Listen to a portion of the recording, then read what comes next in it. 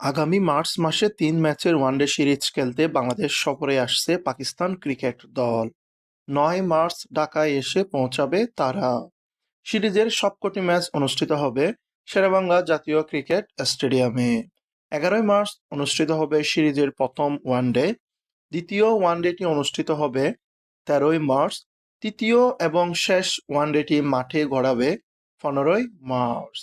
বর্তমানে বাংলাদেশের ক্রিকেটারদের ব্যস্ত সময় কাটছে Bangladesh cricket league one day tournament নিয়ে। আগামী ৩ মার্চ ঢাকায় অনুষ্ঠিত হবে এই ওয়ানডে আসরের ফাইনাল। দল ঘোষণা হয়ে গেলে ৬ মার্চ থেকে প্রস্তুতি শুরু করতে পারে টাইগাররা।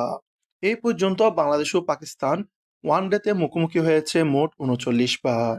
এর মধ্যে পাকিস্তান জয় পেয়েছে ৩৪টি ম্যাচে আর বাংলাদেশের জয় মাত্র ৫টি। টি-টোয়েন্টিতে বাংলাদেশ ও পাকিস্তান মুখোমুখি হয়েছে মোট ২৬ বার, যেখানে পাকিস্তানের জয় ২১টি এবং বাংলাদেশের জয় মাত্র ৫টি। সাদা পোশাকে দুই দল মুখোমুখি হয়েছে ১৫ বার, যার মধ্যে পাকিস্তান জয়ী হয়েছে ১২টি টেস্টে, বাংলাদেশের জয় মাত্র ২টি, ড্র হয়েছে ১টি টেস্ট।